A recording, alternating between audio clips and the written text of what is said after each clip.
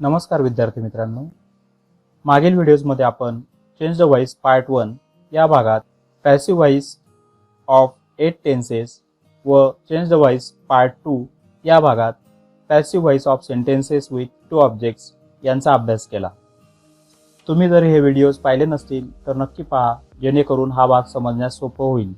या लेसनमध्ये आपण change the voice part 3 या भागात इम्परेटिव्ह सेंटेन्सेस म्हणजेच आज्ञार्थी वाक्यांचे पॅसिव्ह व्हॉइसमध्ये रूपांतरण कसे करावे याचा अभ्यास करणार आहोत।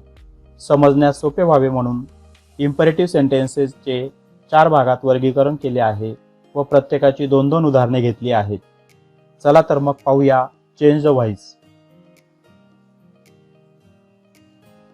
Passive voice of imperative sentences, आज्ञार्थी वाक्यांचे पॅसिव्ह व्हॉइसमध्ये रूपांतरण। 1. Imperative sentence with one object, एक कर्म असलेल्या आज्ञार्थी वाक्याचे पॅसिव्ह व्हॉइसमध्ये रूपांतरण। 2. Imperative sentence with two objects, दोन कर्म असलेल्या आज्ञार्थी वाक्याचे पॅसिव्ह व्हॉइसमध्ये रूपांतरण। 3. निगेटिव्ह इम्परेटिव्ह सेंटेन्स, नकारार्थी आज्ञार्थी वाक्याचे पॅसिव्ह व्हॉइसमध्ये रूपांतरण। 4. इम्परेटिव्ह सेंटेन्स विदाउट ऑब्जेक्ट, कर्म नसलेल्या आज्ञार्थी वाक्याचे पॅसिव्ह व्हॉइसमध्ये रूपांतरण। Imperative sentence with one object. पहिलं वाक्य पहा, लिसन अ सॉन्ग। तुम्हा सगळ्यांना माहिती आहे की इम्परेटिव्ह सेंटेन्सेसची सुरुवात ही क्रियापदाने होत असते। या वाक्यात लिसन हे क्रियापद आहे, जे व्हर्ब आहे, अ सॉन्ग हे कर्म आहे म्हणजेच ऑब्जेक्ट आहे। अशा प्रकारच्या वाक्याचे पॅसिव्ह व्हॉइसमध्ये रूपांतरण करताना लेट या शब्दाचा वापर करावा लागतो। सर्वप्रथम लेट लिहिला, त्यानंतर ऑब्जेक्ट अ सॉन्ग जसेच्या तसे लिहावे, त्यानंतर बी योजलेला आहे व शेवटी क्रियापदाचे तिसरे रूप म्हणजे लिसनचे तिसरे रूप लिसन लिहिलेले आहे। सूत्र तयार होते let plus object plus be plus V3। Imperative sentence with one object याचं दुसरं उदाहरण पाहूया, चेंज द पिक्चर। या वाक्यात चेंज हे व्हर्ब आहे व द पिक्चर हे ऑब्जेक्ट आहे, म्हणून पॅसिव्ह व्हॉइसची रचना तयार होईल। लेट, त्यानंतर ऑब्जेक्ट घेतला द पिक्चर, त्यानंतर बी योजलेला आहे आणि क्रियापदाचे तिसरे रूप म्हणजेच चेंजचे तिसरे रूप चेंज्ड वापरलेले आहे। सूत्र तयार होते let plus object plus be plus V3।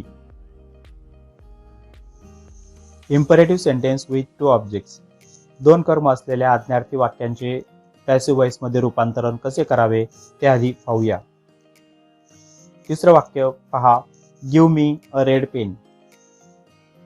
या वाक्यात गिव्ह हे व्हर्ब आहे, मी हे इनडायरेक्ट ऑब्जेक्ट आहे व रेड पेन हे डायरेक्ट ऑब्जेक्ट आहे। अशा प्रकारच्या वाक्यांचे 2 प्रकारे आपण उत्तर काढतो। आधी लेट हा शब्द योजलेला आहे, त्यानंतर इनडायरेक्ट ऑब्जेक्ट जसाच्या तसा लिहिला म्हणजे मी, त्यानंतर बी योजलेला आहे, त्यापुढे गिव्ह या क्रियापदाचे तिसरे रूप लिहिलेले आहे व डायरेक्ट ऑब्जेक्ट जसाच्या तसा लिहिलेला आहे। वाक्य तयार होते let me be given a red pen. दुसऱ्या प्रकारे वाक्य कसे तयार होते ते पाहूया,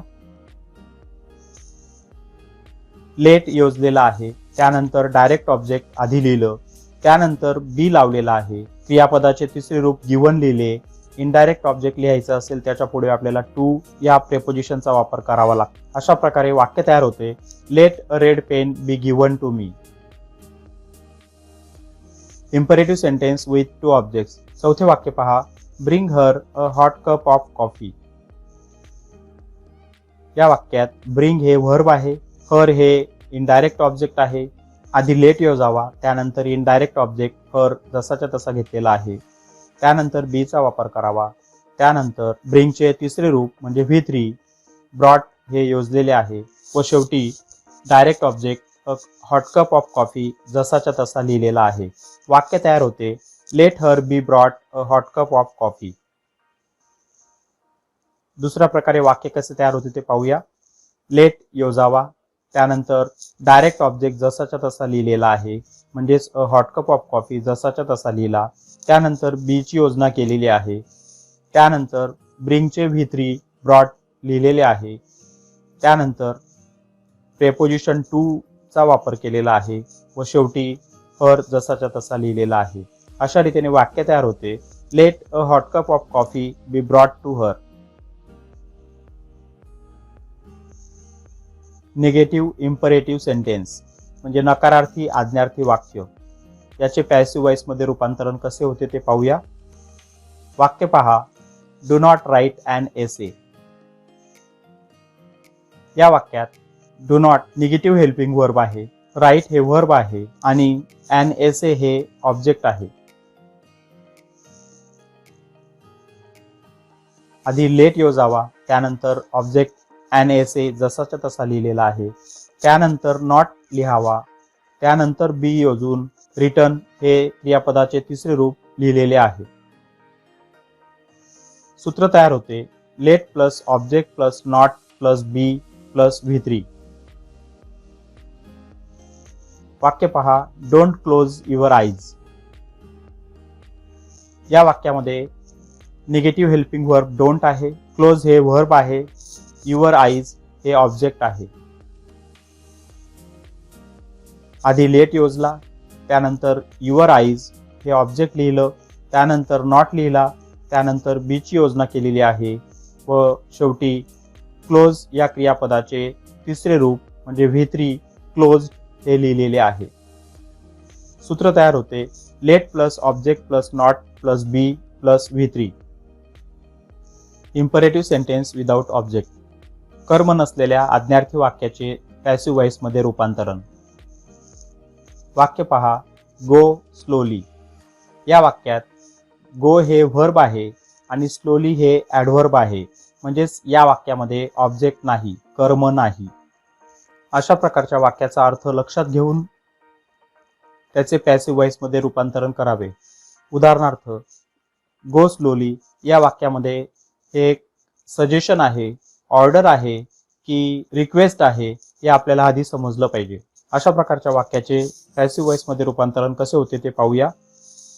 you are suggested to go slowly.